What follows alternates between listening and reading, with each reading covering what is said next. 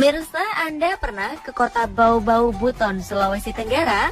Selain terkenal dengan benteng terlebar di dunia, di sini juga terdapat sebuah masjid yang tergolong unik. Namanya Masjid Agung Waluyo atau Masjid Agung Keraton Buton.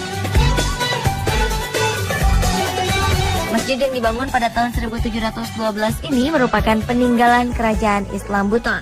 Kabarnya di dalam Masjid Agung Waluyo ini terdapat pusena atau pusat bumi yang konon sering terdengar suara azan dari Mekah, Arab Saudi. Sehingga pusena ini disebut sebagai pintu menuju Mekah.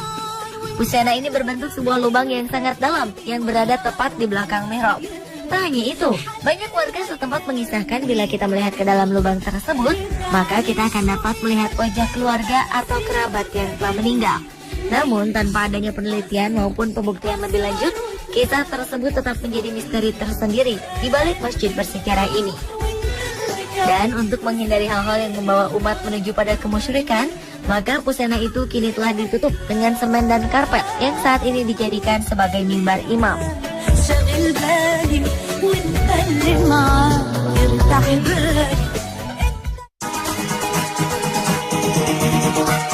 Selain Masjid Agung Waluyo di Buton, di Banten juga ada situs batu Quran yang konon terhubung ke Mekah.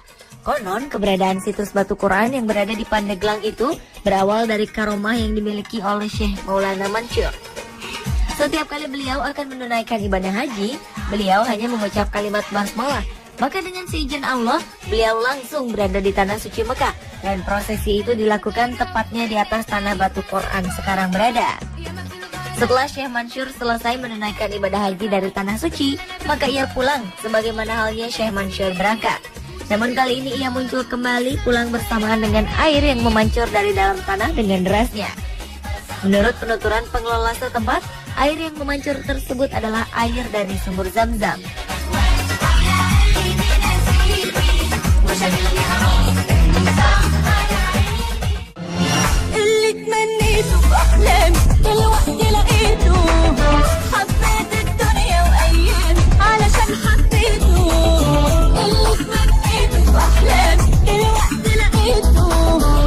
Sementara itu di Kecamatan Kesambi, Cirebon, Jawa Barat, kabarnya juga terdapat pintu yang konon bisa tembus ke Mekah. Pintu tersebut berada di situs sejarah Taman Air Gua Sunyaragi. Bangunan terunik se-Asia Tenggara ini diyakini memiliki pintu yang konon bisa langsung menembus ke Mekah dan Cina. Taman Sari Gua Sunyaragi lebih populer disebut Istana Karang. Mitosnya, bangunan yang dibuat oleh Pangeran Kararangan di tahun 1702 ini menggunakan batu-batu karang yang berasal dari Laut Selatan Pulau Jawa. Dan konon, pembangunan Istana Karang ini dibantu oleh makhluk gaib.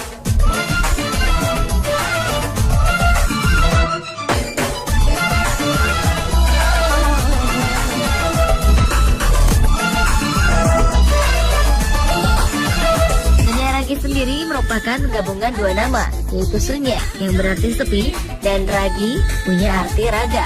Menurut informasi, Pangeran Kararangan saat itu membangun Taman Sari Gua Sunyaragi ini sebagai tempat beristirahat dan bersemedi untuk keluarga Kesultanan Cirebon. Tak heran bila nuansa bangunan ini terasa sangat misterius.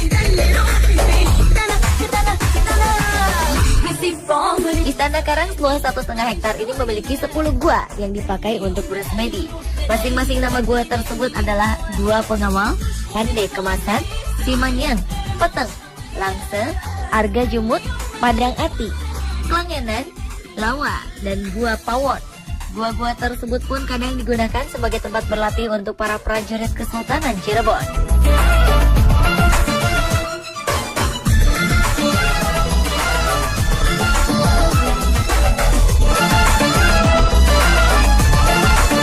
Menariknya, di sini terdapat dua ruangan kecil yang terbuat dari batu bata dan disebut sebagai pintu.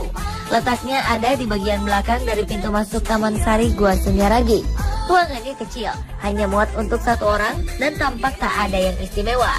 Namun mitosnya dua ruangan itu disebut-sebut bisa tembus ke Mekah dan Cina. Cuma sekarang sudah ditutup. Ya, karena barangkali ada yang masuk ke sana nyampe ke Mekah tidak, balik lagi dan tidak. Wow.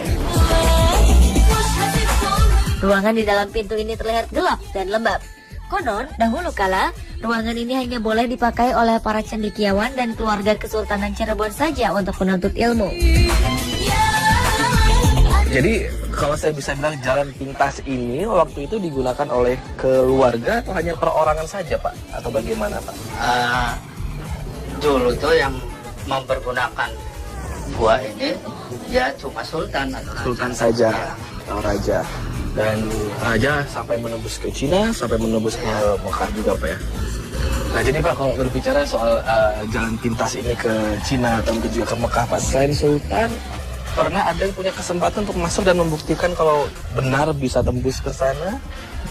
Itu belum dengar ceritanya ada yang ke sana selain sultan.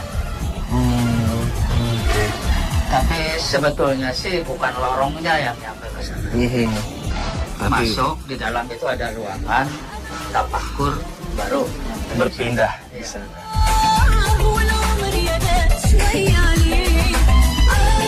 Tempat ini bisa dikunjungi secara umum, namun kedua pintu yang dipercaya sebagai jalan tembus menuju negara lain ini hanya bisa digunakan para sultan dan keturunannya. Dijelaskan, pintu arah baratlah yang disebut-sebut bisa menuju ke Mekah, sedangkan pintu arah timur dikabarkan dapat menuju ke Cina. Di balik itu, pintu yang menuju Mekah ini menggambarkan kultur Cirebon sebagai kawasan Islam. Sementara pintu yang menuju Cina merujuk pada Putri Ongtian, yakni salah satu putri kaisar Cina yang menjadi salah satu istri Sunan Gunung Jati.